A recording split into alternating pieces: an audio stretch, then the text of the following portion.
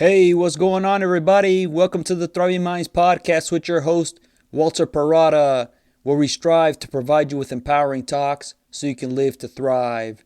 I hope you find yourself in the right frame of mind, focusing on all the things within your control. All right, so today we got a very fun, special episode, and it's about universal basic income. So we're not there yet, but hopefully one day we'll all have access to a certain income on a monthly basis. And usually this might be coming through some government program that helps us, fulfill some of our essential needs. And how it can help us is really find purpose in life where we're living with passion and a greater amount of enthusiasm as opposed to just drudging through life stuck at a job, or it feels like we're obligated to be at a job simply to earn money, to make a living. Now, we all have choices that we got to make. We don't have to be at a particular job, but many times it is hard to leave what we're currently doing for something else that, even though it might be more exciting, there's a higher level of risk. So it makes us reevaluate and just stick to what we're currently doing. And this is where universal basic income can play a vital role in helping us make a greater impact on ourselves and others. Just think, when we're lacking energy, lacking passion for the jobs that we're doing, there's a tendency for our effort to be low, not to be fully committed to it. And how can we excel at something where we're given less than our best? It's estimated that 85% of the global workers are dissatisfied with their jobs, and more than 50% of U.S. workers are unhappy with their jobs. This alone does not mean that people that fall into this category are going to perform poorly, and in fact, they might even do their jobs extremely well, but just think at how much better or more efficient they can be if they were satisfied with their jobs. This could lead to them giving more effort that can produce better results overall and a more fulfilled experience in what we choose to do. Everybody's chosen line of work comes from different reasons. Ideally, what many of us long for or are pursuing is something that we enjoy, that fulfills us, and it allows us to earn enough money to buy our essentials and have money left over to enjoy what we want to do with it. It's vacation or buying certain things, doing certain activities. And this is very different for many different people. And so I'm not going to go into all the specifics because there's so many different possibilities that people want. But the common thing that most of us share of why we choose the job that we're at or the career, and it comes down to money, which dictates a lot of the choices that we make. We might be doing something simply out of necessity. This is what I'm competent at, this is what I'm good at, and I can leverage my skill set to get paid for it. What can really help many of us in truly excelling and living fulfilled lives is having some sort of basic universal income where we're able to afford the necessities based on a set allowance that can buy us time to develop and work ourselves into what we want to do. I'm sure we've all heard that passions aren't going to pay the bills, and obviously that's understandable, right? The term starving artists are kind of poked fun at, and it just leads to valuing ourselves based on income that we're generating or that we have. In hearing enough of this, it can reinforce that, hey, maybe I need to find something that I'm not all too excited, that I can tolerate, and it's going to allow me to live for today and tomorrow. But we should look for something that allows us to move past just existing, just surviving, living for another day, and instead have that sensation, that excitement of getting out of bed, looking forward to what we're going to do. This sounds great, right? And for those that get to this point, I'm pretty sure it's a long, hard journey that they've worked themselves into. Many people who've experienced this type of success where they went off on their own and pursued those passions, those dreams that they had to go through a lot of suffering and a lot of disappointment. And for many of us, that can be very scary and off-putting, where we're fine just taking the path of least resistance. This leads to making one compromise after another. So some sort of universal basic income helps take that pressure off of not having to take a job that we're not satisfied with, and instead find something that really drives us to give our best. At first, some of the initial thoughts could be, well, then if this is the case, who's going to work and who's going to produce all the goods and services that we all need? But with the rise of regenerative artificial intelligence and a lot more automation that is becoming available at more affordable costs, it's going to allow many businesses to operate with less people involved. There may even come a day when people don't have to work for a living, as most jobs are going to be taken care of, but people will still have a need to belong and contribute, and working fulfills that need. Just some examples of how regenerative artificial intelligence can play a big role in making jobs more efficient is places like fast foods or just restaurants in general, where they're taking orders through a computer system. And nowadays you have so many apps that you can order your food online and don't have to talk to anybody. And it streamlines the services. Overall, what happens is the cost comes down to produce a certain item. You know, one place I really like going to is Domino's, and we just order, not so much on the app, but on the website. And when we do so, it's just, put in our order. We usually get the same thing, right? So just go to the pizza profile and go ahead and it speeds up the whole process. But overall, nobody had to take my order, comes through the computer system, and somebody's making it. Well, eventually one day, maybe not as many people are going to have to be making pizzas. Maybe there's just going to be one person overseeing that things are functioning well. But that's just an example. And if we're worried about losing jobs and how we're going to make a living, this is how basic universal income can help offset that. Jobs are always going to be replaced. They're always going to be evolving. If you just take a look at travel agents, they were a lot more prominent in the 60s, 70s, 80s, 90s. But with the rise of the internet, a lot more people just could book trips themselves. If they wanted to go from New York to Oregon, they can just book their plane ticket. Or if they wanted to go from Florida to Ecuador, there's no need to talk to anybody. It's just book it yourself online on your phone now, right? Very convenient. Now, obviously, this is just ideas that are being thrown out there. And it's something that has been tried throughout different time periods in history, but it hasn't quite stuck. And having a universal basic income that maybe not covers all of your needs, but a significant portion, allows us to maybe only work part-time so that we can work on developing ourselves into what we want to do. This could be working part-time at a grocery store while still being able to farm on the side and sell produce to the local farmers market.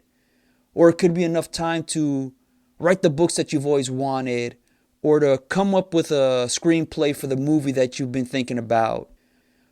I think for most of us, we've all come across that thinking of, is this all there is to life? Working and that's it? But having this type of program implemented can help us find purpose beyond just a daily job, a daily grind. Yes, this type of opportunity might seem like this pie-in-the-sky dream that seems totally unrealistic, but it seems like a very real possibility if we can just take more time to figure out some of the logistical things involved. There's still going to be many challenging hurdles to overcome, pain points, and even when a viable solution is worked out, there's still going to be issues with it. Just look at the common everyday things that we use that are functionable but still have issues. Things like cars and appliances and even the foods that we eat. They all have issues. A car's going to break down from time to time. An appliance is not going to work when you need it to. Food poisoning can still happen. Yet, we still make it all work. Now, there's going to be some frustration and even complaining involved, but that's just part of it. But with any new system or anything in general, what we should be focusing on is just progressive work. And with any new technology or any new system, and in the case, basic universal income is not a new system. But the more that we can become acclimated and work on it, we can refine it to make it better and better, each time improving the versions of it. Just think of space travel. Maybe a few years ago, for sure even a decade ago, it just seemed very out of reach. And now it's becoming a lot more common where people who are not astronauts can travel into space.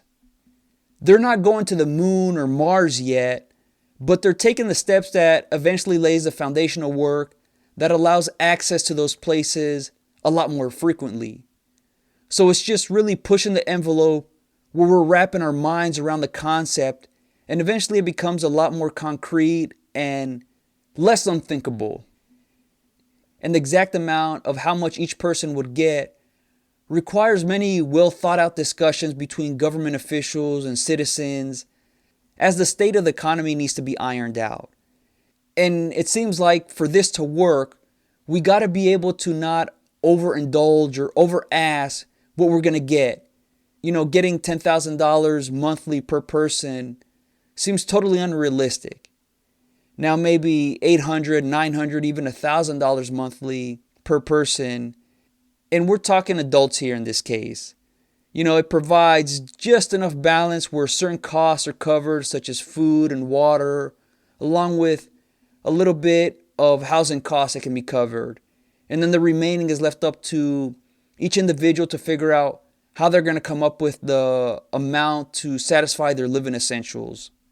This could potentially also make us a little less materialistic, a little less I need things, and more valuing our time to do what we want with it, to be around the people that we love, that we admire, that we want to be around, as opposed to just being around people that we have to make a living. This can lead to an array of opportunities for many people to just want to better themselves theoretically, right? We're still going to have that want to just get by and lounge around, but experiencing enough of that leads to boredom and an unfulfillment that can trigger people to find something to do. Yes, there are going to be some consequences like people getting into trouble simply because they're bored. But eventually, with enough people having time to themselves, they'll figure out potential solutions to curb that want to cause trouble. I have a hard time thinking that most people are just going to hang around their houses or just hang out all day and not wanting to do anything that leads to them not contributing. And even today, it's still kind of stigmatized that if an adult doesn't have a job or they're not making some sort of contribution to society, then that they're just being a leech. People all have a need to find something that drives them, that gives them a sense of purpose. And when they find that, it's like they're on a train running down the tracks because they know their destination and they're going full speed. Choo choo! That's how it feels like when you have purpose in your life. But when you don't, it just feels like drudging, barely getting by. Choo choo. Imagine, what would you do with all your time if you didn't have to worry about chasing money to satisfy your survival needs?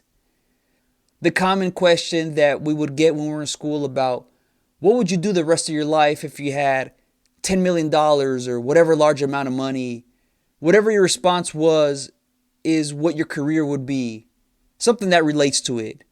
So if you said, I draw cartoons all day, then you'd become a cartoonist or an artist. Or if you like banging on the drums all day, then you become a musician. Or if you like being around animals, taking care of them, then you'd be a veterinarian. And all these types of responses, while they might seem kind of out of whack, like it doesn't seem like it could be a career, it can very much turn into something like that. There are going to be some people that maybe they want to party all day. And if you know that song, I want to bang on the drum all day. Some people might say, well, how are you going to make a living doing that? Well, a person can turn that into becoming a party planner or an entertainment service or open up a music recording studio. It's just taking a little bit of time to think things through. I still remember growing up in the 90s, video games were becoming more and more front and center of what kids wanted to do. And I'd hear from the older generation is that all these kids want to do is play video games. It's rotting their mind and just going on about how things are changing for the worse. But then if you take a look at when the generation before us were kids, back then TV was becoming more and more of a hobby. And probably the generation before them would ridicule them about how TV is rotting their brains and that it's ruining the future. Instead, what would be constructive to say about TV is it's a great way to educate the masses, to get useful information about science, history, and about great possibilities, which TV has done. For video games, it's just a step further, which is used for engagement and stimulation on how to better learn things. Think of using video games to learn how to better manage money or how to increase your emotional intelligence. Video games really can serve as a way to get people to do things, to really enjoy and have fun doing it. There's always opportunities to leverage things for the better. We just gotta see what they are. The counter argument for a basic universal income is that it's gonna make people lazy, dumb, and dependent on being fed. It's gonna de-incentivize them to wanna work. But really, it's gonna give them the opportunity to find out what they really want to do with their lives. Because there's only so much fun that we can really enjoy in a certain period of time before it starts to get old and just dull. After so much fun, there's going to come a point in time where we ask ourselves, what's next? Is this all there is, just to have a good time? Certain interests are going to take over where people are going to start to investigate a bit more and more. Think about how many people today are doing something they had no intention of doing and are just not satisfied with their career choice. Maybe a person who became an investment banker had no intention of doing that, but did so because of financial security it could provide.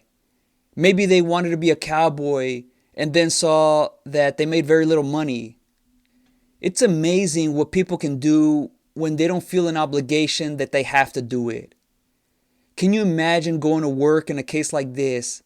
It wouldn't be so much work in the traditional sense of clocking in and out just for a paycheck, but instead wanting to work and not having to work. It's a totally different outlook that can really uplift a person's outlook. Think of the common things that are said, such as, I have to get to work, or I don't want to go to work. But with the help of universal income, it can really change the mindset where we're thinking more of, I want to get to work because I want to get all these things done. It's coming from you where you're driving the initiative, not some boss telling you you need to get this done. Similar to a hobby, you look forward to it. Some people have hobbies of fixing cars, building houses, welding, farming, cooking. So many things that naturally fall in line with the work that needs to get done. This is probably going to make us more efficient in the work that we do as well, because instead of just staying at a workplace for the traditional 40 hours, or in some cases, certain industries work a lot longer, it's going to be, how can I use my time more efficiently? How can I get this work done effectively and move on to the next thing? Currently in the workforce, we're conditioned to move on to the next thing without really much incentive. The hourly rate stays the same whether we do 4 jobs in a day or 1 job in a day. It doesn't really make a difference to the individual. Now, this might vary from industry to industry where people get paid based on a specific job. But for business owners or managers running the company, there's an incentive to get everybody to get as much work done as possible because it makes them and their business look good.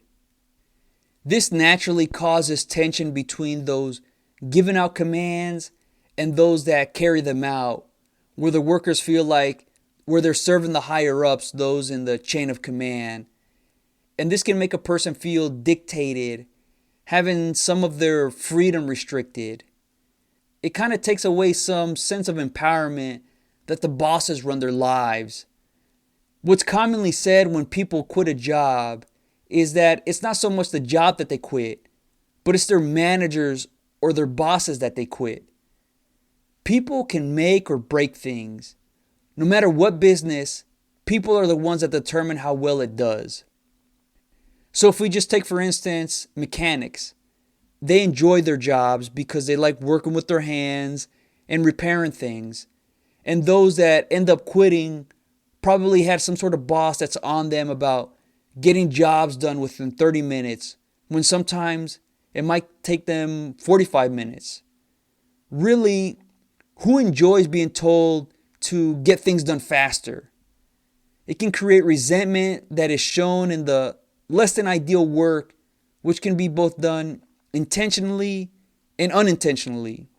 So if the boss of a mechanic tells them to change the oil faster, it can cause the mechanic to frantically get it done where the oil screw is not properly secured, that causes an oil leak, or the mechanic gets it done quickly, but then they start to lose respect for their boss. These are the things that can create a hostile workplace that leads to people not wanting to work. That common line is said that, oh, people nowadays, they no longer want to work.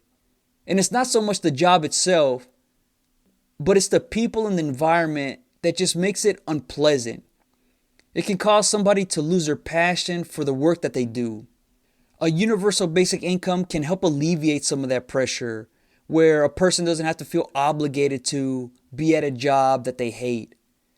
And how it differs from welfare program or a communist government is that it still incentivizes those people who want to go out and earn a high amount to work hard, and their efforts are going to be rewarded or potentially be rewarded. It's just a supplemental resource to get people to worry less about survival and actually focus on their long-term vision for their life. It's so easy to get caught up in the short term about, I need to make money right now to pay for rent, to pay for groceries, to pay for health insurance, and all the other things we need to purchase. From school, we're already conditioned to acquire skills so we can be ready to enter the workforce. When really, at the very essence, education is about learning and acquiring knowledge. And sometimes that gets overruled with, how are you going to make yourself more valuable to earn more money? This factory line, systematic approach is just churning us into input and output, that every day needs to be productive and every week to meet a certain quota or monthly quota, only to get a paycheck that helps us get enough to continue to be at the job that we don't really enjoy. That seems totally unappealing. There's got to be more to life than just that. I can always remember there was a show called Malcolm in the Middle, and the working father, his name was Hal. He had 5 sons, and he was on trial for some sort of error that happened at work that cost the company big money. And while he was on trial and he testified, he eventually confessed that he hasn't been to work on a Friday in over 7 years, as he hated his job, but he was too afraid to leave it. He had 5 kids and a wife. And what was found out was those errors that happened all occurred on Fridays, the days that he wasn't there. And eventually he was acquitted of all charges. But in his confession, he says that he was envious of a prey larvae that was sedated by and eaten by this predatory wasp. And Hal said that going out like that was much better than slowly eroding at that soul-sucking job that he was at. And that always stuck with me. Even in these comedic shows, they highlight how many of us feel about the jobs that we're at. For those of you that are fortunate enough to really enjoy what you do, good for you. I'm sure there's been some hard parts to get to where you're at. But for others, it's evidence that the jobs that we're doing are unfulfilling. It really takes away at how great life can be. For most people that work, they spend more time at work with people that they're not too thrilled to be around, spend more time with them than they do with their family members, their loved ones, their friends. And this just seems totally off and wrong. Is this what we have to look forward to? And it starts from when we're in school. For most students, they don't enjoy it because it's about being relegated to getting shoved down a bunch of information that is just not interesting to many students. And that's part of the assembly line institution that treats everybody with this cookie cutter scenario. You either fall in line, and if not, you're going to have trouble going through life. Comply and you'll find yourself a reasonable, tolerable job that you can get by off of to one day enjoy some sort of retirement, hopefully. And then if and when you do retire, you're not physically as able to do things that you wanted to do. That's the dilemma that many of us face. When we're young, we have all this energy and excitement to go out and do so many different things. But for many of us, the younger we are, the less financial resources we have to do what we want. So we spend a lot of those years just working. But then as the years go by, we start to accumulate money if we're responsible with it. And then when we do have the financial resources to take that big trip to go hiking up some tall mountain, well, now the knees aren't as good as before. The back is weaker and we move a little bit slower. We're more out of breath. Is that what our older years are for? To reflect on what could have been, what I could have done if I had the chance to break away from being relegated to the almighty currency? It's understandable. We want to avoid having freeloaders and to have productive members of society that betters us all. But not to the point where it's crushing our spirit and it erodes the best parts of us. So what's left over is a tired, pessimistic version of ourselves. That seems totally unappealing that we have to look forward to throughout our lives. To make enough money so we can continue to exist. To me, that doesn't seem like living much at all. Potentially, a universal basic income can really help each individual person thrive in their life to not be so concerned about the short-term results as long as we're afforded the opportunity to figure out what we want to do in life. I can remember growing up, it was stigmatized when a young person was off track, when they didn't have a specific direction that they're taking their life in. But the younger we are, the more time is needed to develop ourselves, to grow, to figure out what works well for each of us.